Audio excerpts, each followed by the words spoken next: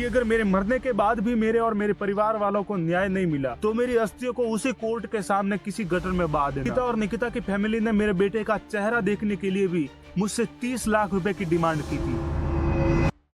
कहते हैं कि कोई भी व्यक्ति अपने आखिरी सांस में कभी झूठ नहीं बोलता है।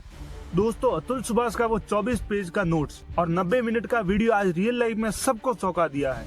इतना ही नहीं, उसने 5 लोगों को दोषी ठहराकर अपनी आखिरी सांस ली। लेकिन अतुल जाते जाते अपने देश की सच्चाई बता के गए। दुनिया के सबसे रिचेस्ट मैन इलॉन मस्क और अमेरिकी राष्ट्रपति डोनाल्ड ट्रंप को टैग करके ये लास्ट ट्वीट लिखा कि जब आप इस मैसेज को पढ़ेंगे तब तक मैं मर जाऊंगा। लेकिन वर्तमान भारत में कानूनी नरसंहार हो रहा है। ये ट्वीट हमारी और हमारी सरकार के लिए शर्म की बात है। लेकिन सोचने वाली बात यह है कि इस व्यक्ति की ऐसी क्या मजबूरी रही होगी कि अपने आखिरी टाइम में भी अपने देश पर विश्वास नहीं किया। आइए समझते हैं फुल केस स्टडी के साथ। अतुल सुभाष बिहार का रहने वाला, तो दूसरी तरफ उनकी पत्नी निकिता सिंघानिया उत्तर प्रदेश के जौनपुर में रहती थी। जब अतुल की फैमिली अतुल की शादी के लिए मैट्रिमोनियल ऐप पर उनकी प्रोफाइल बनाते हैं। आपको पहले बता दूं कि मैट्रिमोनियल एक ऐसा ऐप है जहां से लोग कांटेक्ट होते हैं और आपस में शादी की बात करते हैं। खैर, दूसरी तरफ निकिता के पिता बहुत बीमार रहते थे और एम्स से लगभग 10 सालों से इनका ट्रीटमेंट चल रहा था और ये बात खुद निकिता ने अपने बयान में दी थी। निकिता की फैमिली निकिता से जबरदस्ती शादी करवाना चाहते थे क्योंकि वे चाहते थे कि इनके पिता के जीते जी निकिता की शादी हो जाए। इसी जल्दबाजी में वे मैट्रिमोनियल प्लेटफॉर्म का यूज करते हैं। यहीं से अतुल और निकिता की पहली मुलाकात होती है और बात आगे बढ़ती है और फिर बाद में 26 जून 2019 को बनारस के हिंदुस्तान होटल में इनकी शादी हो जाती है।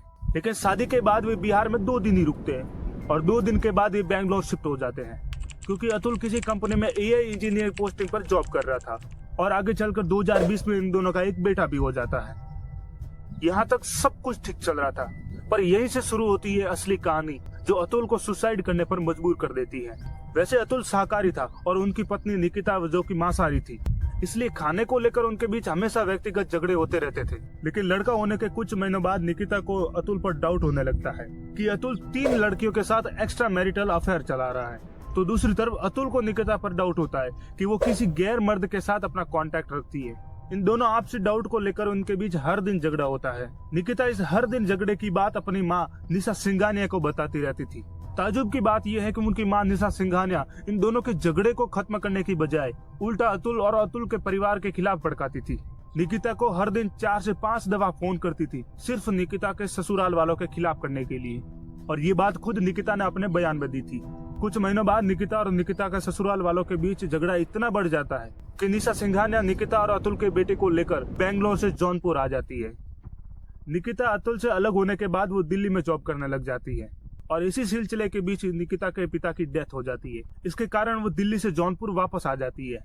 निकिता के पिता की डेथ हो जाने के बाद निकिता को लगता है कि मेरे पिता की मौत अतुल और अतुल की फैमिली की वजह से हुई है, इसलिए वो जौनपुर में ही 498A के तहत अतुल और अतुल के फैमिली पर दहेज प्रताड़ना के साथ अलग अलग रीजन बताकर लगभग 9 केस दर्ज करा लेती है। इस कारण अतुल और अतुल के फैमिली को बहुत दर्द झेलना पड़ा। इस केस के सिलसिले में अतुल को कई बार बैंगलोर से जौनपुर आना पड़ता था।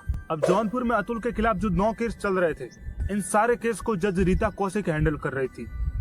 जुलाई 2024 को निकिता अतुल को डिवोर्स दे देती है। बात तो तब आगे बढ़ी जब निकिता ने इन सारे केसों को रफा दफा करने के लिए अतुल से 3 करोड़ रुपए और जज रीता कौशिक ने 5 लाख रुपए की रिश्वत मांगी। अतुल की इतनी सारी परेशानियां, ऊपर से इतने सारे पैसों की डिमांड ने अतुल को सुसाइड करने का रास्ता ही सरल दिखा। आखिरकार उसने 9 दिसंबर को 24 पेज का नोट्स लिखकर और 90 मिनट का वीडियो बनाकर आखिरी सांस ली। अतुल सुभाष ने अपने नोट्स और वीडियो में 5 लोगों को अपनी मौत का जिम्मेदार ठहराया। आज मैं सुसाइड कमिट करने जा रहा हूँ। इसका कारण 5 लोग हैं। पहला, प्रिंसिपल फैमिली कोर्ट जज जौनपुर रीता कौशिक। दूसरा, मेरी पत्नी निकिता सिंघानिया। तीसरा, मेरी मदर इन लॉ निशा सिंघानिया। चौथा, मेरा ब्रदर इन लॉ अनुराग सिंघानिया जो कि उर्फ पीयूष सिंघानिया, अनुराग उर्फ पीयूष सिंघानिया जो कि जौनपुर में रहता है। 5वां, मेरे पत्नी के अंकल सुशील सिंघानिया जो कि जौनपुर में रहते हैं। क्या अतुल के सुसाइड के बाद ये सिलसिला खत्म हो गया? बिल्कुल भी नहीं। अतुल सुभाष जाते जाते भारतीय न्यायपालिका को कुछ रिक्वेस्ट करके गया था, जिसमें से पहली रिक्वेस्ट थी कि अगर मेरे मरने के बाद भी मेरे और मेरे परिवार वालों को न्याय नहीं मिला तो मेरी अस्थियों को उसी कोर्ट के सामने किसी गटर में बहा देना। दूसरी रिक्वेस्ट ये थी कि मेरे मरे हुए शरीर के पास निकिता और उसकी फैमिली का कोई भी सदस्य पास में नहीं आना चाहिए। अतुल सुभाष दुख के मारे जाते जाते ये भी कह गया कि निकिता और निकिता की फैमिली ने मेरे बेटे का चेहरा देखने के लिए भी मुझसे 30 लाख रुपए की डिमांड की थी। ये पूरी कहानी एक फिल्मी कहानी की तरह लग रही है, लेकिन नहीं, ये एक रियल कहानी है। हाय गाइस, मैं आपका दोस्त ईगल। क्या आप चाहते हैं कि मैं ऐसी डॉक्यूमेंट्री वीडियो बनाता रहूं और आपसे कांटेक्ट में रहूं, तो प्लीज चैनल को सब्सक्राइब कर दीजिए और वीडियो को अपने दोस्तों में शेयर और कमेंट में एक बार जय हिंद लिखना मत भूलना। जय हिंद।